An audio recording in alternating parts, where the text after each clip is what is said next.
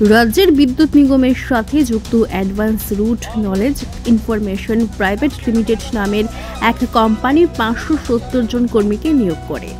নিয়োগকৃত কর্মীদের অভিযোগ, তাদের দিয়ে কাজ করিয়ে বিগত 6 মাস ধরে বেতন দিচ্ছে না ওই কোম্পানি। রাজধানী জয়নগরে এই কোম্পানিটি অবস্থিত। বুধবার রাজ্যের বিভিন্ন জায়গা থেকে প্রায় 500 শতাধিক কর্মী অফিসের সামনে এসে বিক্ষোভ প্রদর্শন করছে।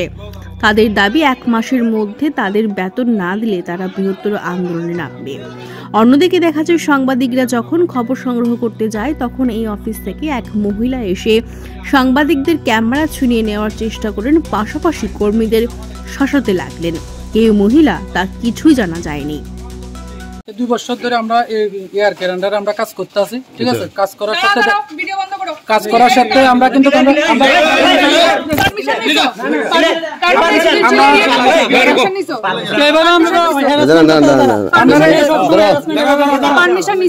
আপনি মোবাইলটা হাত দিচ্ছেন কেন? পারমিশন নিছো কেন? কি না এটা বলো। আমি ও রাস্তার মধ্যে করতেছি, আপনার পারমিশন কেন? তুমি আমার বাড়ির সামনে করতেছো। আপনার বাড়ি অফিস টাকা ম্যাডাম, অফিস টাকা তাদের অভিযোগ, আপনি আমার মোবাইলে দর্শন করে তোমার অফিস তো আপনি আমার মোবাইলে দর্শন করে কর্মস্থান মানে কি? তোমার পূজার মতো জায়গা তো, তুমি এখান থেকে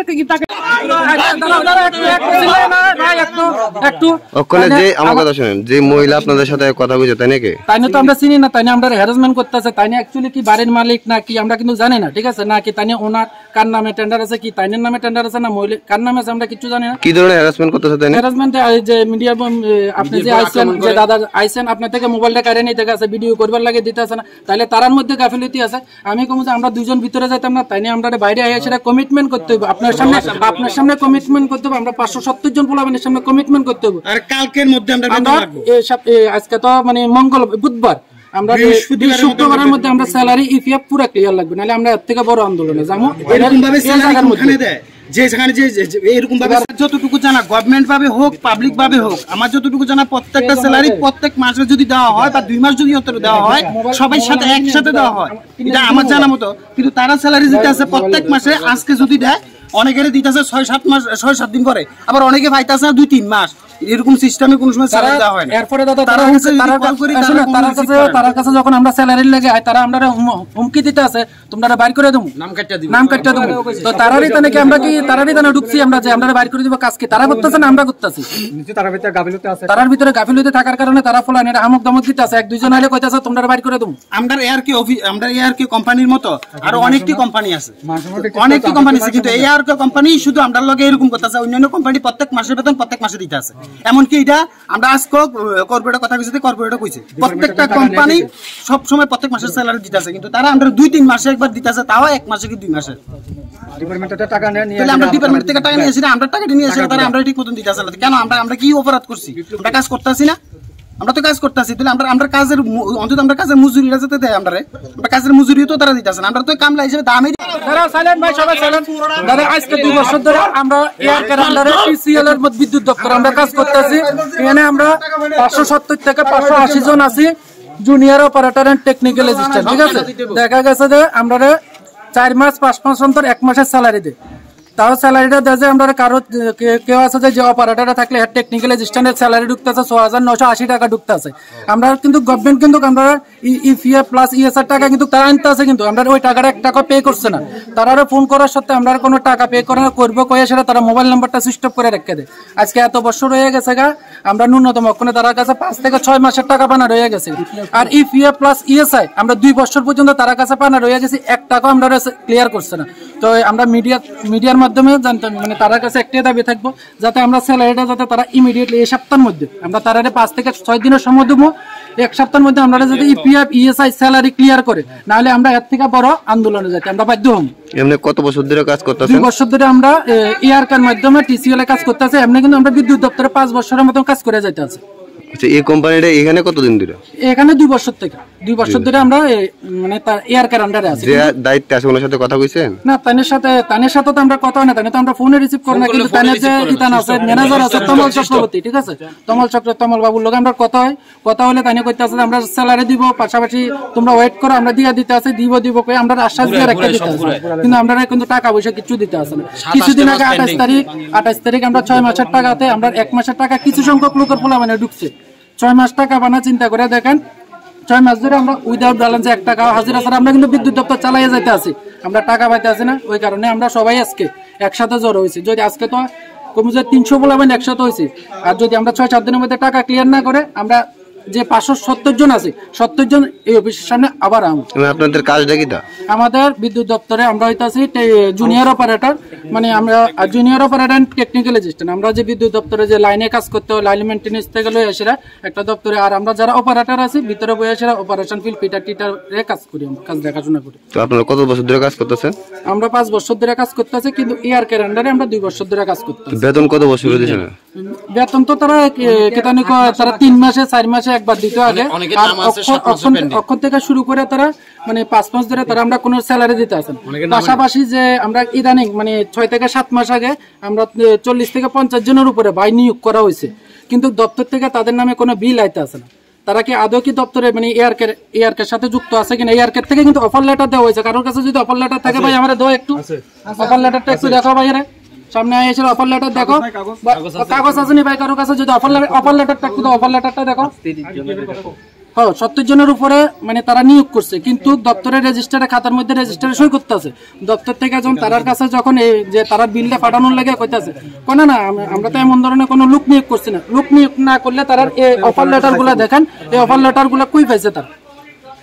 তো আমরা মিডিয়া বন্ধুর মাধ্যমে এটাই বোঝাতে চাই যে নিয়োগ নীতির নিচে তারা, আমরা যাতে সবাই যাতে স্যালারি পাই, এই সপ্তাহের ভিতরে যাতে আমরা স্যালারিটা ক্লিয়ার করে, পাশাপাশি আমরা ইপিএফটা যাতে ক্লিয়ার করি।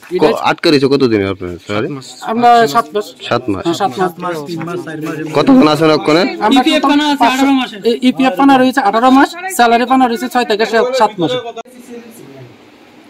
আমি চিনি এয়ারকে কোম্পানি, এয়ারকে কোম্পানি থেকে আমি এয়ারকে কোম্পানি ঢুকছি, এয়ারকে কোম্পানি আমার মাসে মাসে টাকা দিচ্ছে।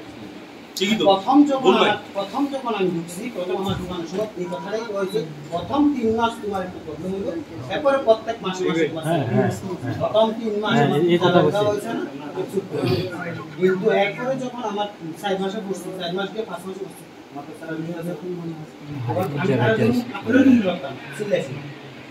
আমার অক্ষণ পর্যন্ত তোমার স্যালারি খবর আছে আপনার কাছে, খারাপ দেয় না,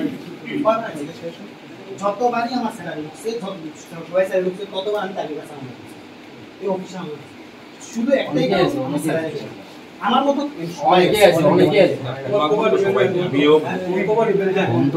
আমি একটা কথা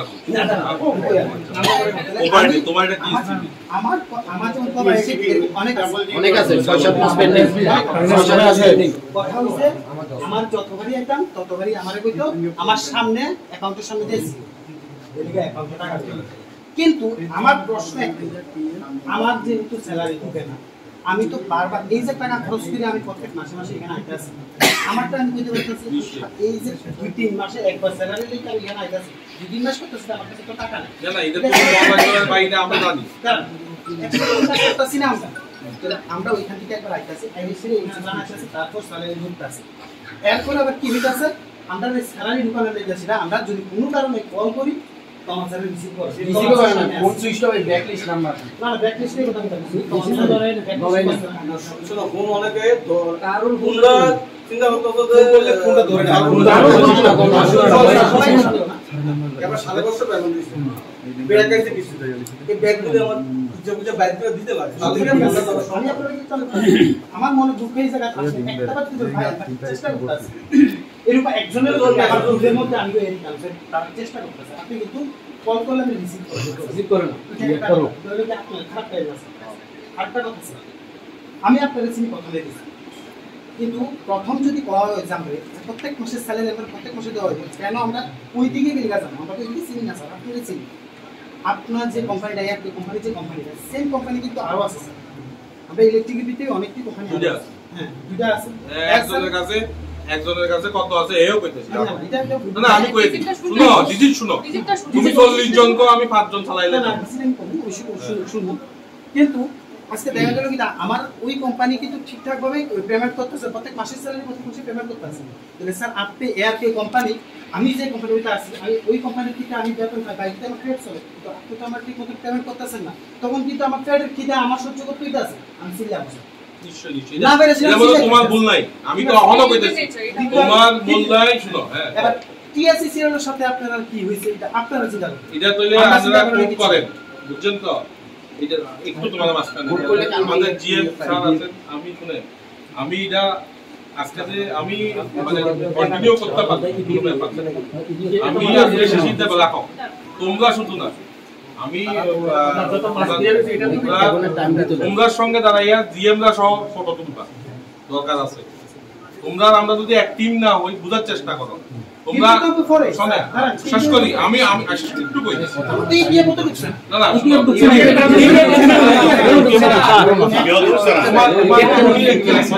আমি আসলাম স্যার আপনার কাছে হ্যাঁ তো কি সমস্যা আছে 2024 এপ্রিল মাসে কদ্দুর ঢুকছে না রাখো জেনারেলাইজ করো না কদ্দুর ঢুকছে না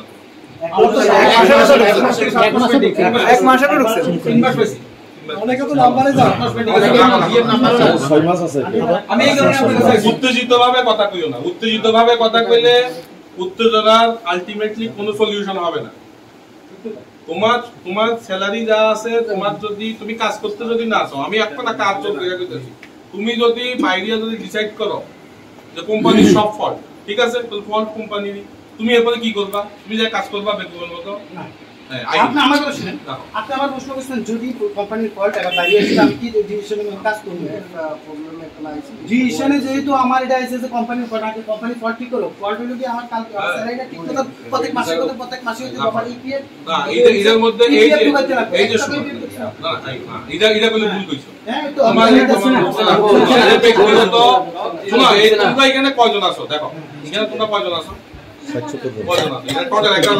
আছে 70 জনের মধ্যে বলে আমি আমাদের টিএসসিএল এমপ্লয়ি আছে হইল গিয়া টোটাল 564 জনের উপরে 77 জন আছে 64 জন আমার কারণ